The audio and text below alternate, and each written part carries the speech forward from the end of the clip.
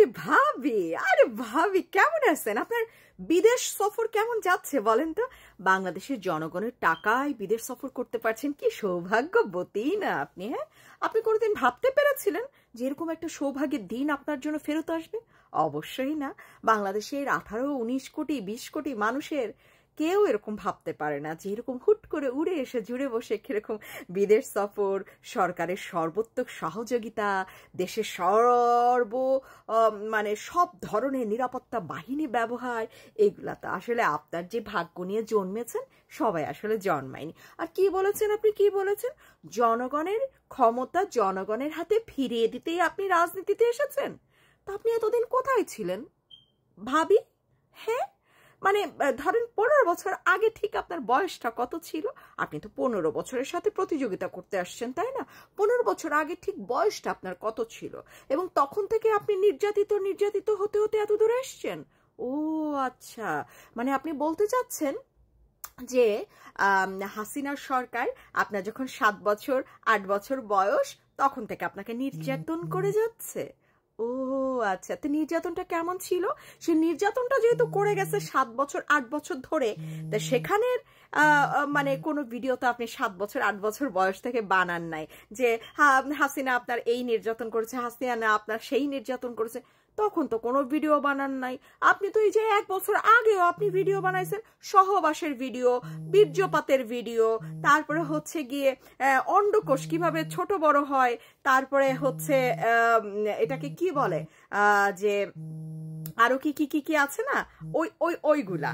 তা আপনি তো আসলে আরো হচ্ছে গিয়ে 1 বছর আগেও আপনার মনে আসে নাই বা মনে করেন নাই যে শেখ হাসিনা নির্যাতন করছে, শেখ হাসিনা দিয়ে আপনি নির্যাতিত হচ্ছেন, কারণ আপনি তো বিদেশে পড়েছিলেন। শেখ হাসিনা নিয়ে কিন্তু আপনি অনবরত ভিডিও বানাতেই পারতেন, শেখ হাসিনার শাসন আমলের নির্যাতন নিয়ে আপনি অনবরত ভিডিও বানাতে পারতেন, আপনাকে ধরতেই পারতো কিভাবে, ছুঁইতেই পারতো কিভাবে, তাই না?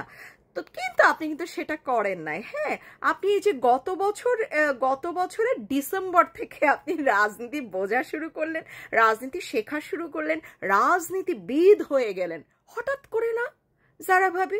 এর আগে কিন্তু আপনার এই গুণটা আমরা দেখতে পাই না। আপনি হঠাৎ করে এত বড় রাজনীতিবিদ, একেবারে দেশের সমস্ত জনগণের নির্যাতন, তারপর হচ্ছে তাদের প্রতি যে নির্যাতন হচ্ছে সেটাও বুঝে ফেললেন, কোথায় কি মানে দুর্নীতি হয়েছে সেটাও বুঝে ফেললেন, সব নির্যাতন কিভাবে কিভাবে শেখ হাসিনা করেছে সেটাও জেনে ফেললেন, শিখে ফেললেন, বুঝে ফেললেন।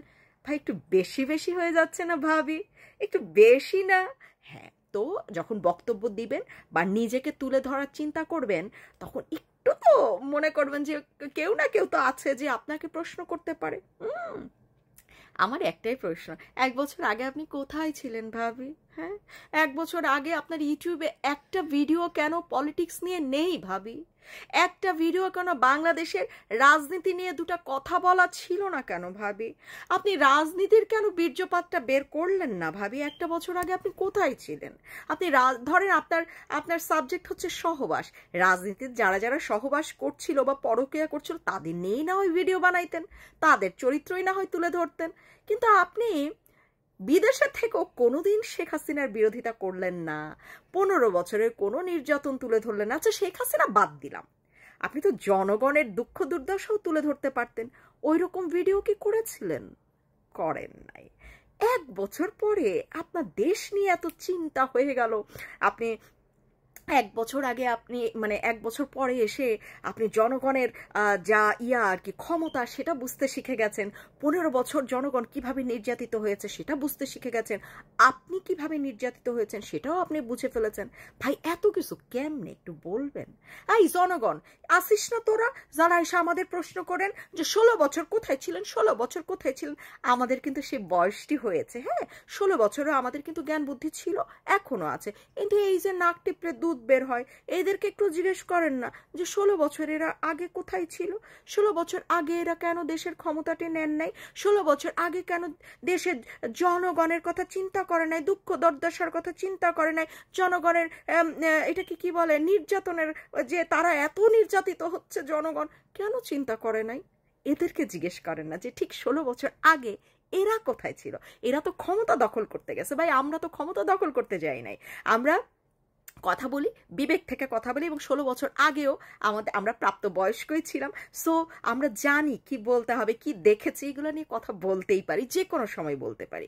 কিন্তু 16 বছর আগে এরা কোথায় ছিল? যারা এখন ক্ষমতালোভী, যারা এখন কোটি কোটি টাকা ইনকাম করছে, যারা এখন মন্ত্রী এমপি হওয়ার স্বপ্ন দেখছে, যারা এখন বাংলাদেশের এই 18 কোটি মানুষের দায়িত্ব নিতে চাচ্ছে, যারা 18 কোটি মানুষের দুঃখ দুর্দশা সব বুঝে ফেলেছে, এরা কোথায় ছিল? পারলে এদের গিয়ে কোশ্চেন কর না, প্রশ্ন কর, এদেরকে সাহস আছে? নাই তো। এদের পিছনে ঘুরবি তো লেজ উসায়, একবারও তো মনে আসে না যে ভাই 16 বছর তোরা কোথায় ছিলি?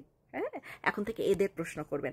আমি ভাই ক্ষমতা নিতেও যাব না, বা এমপি মন্ত্রীও হইতে যাব না। আমি যেখানে আছি না, এখন যেখান থেকে ভিডিও বানাচ্ছি, যে সরকারি রাজনৈতিক ক্ষমতায় আসুক, ওখান থেকেই ভিডিও বানিয়ে যাব।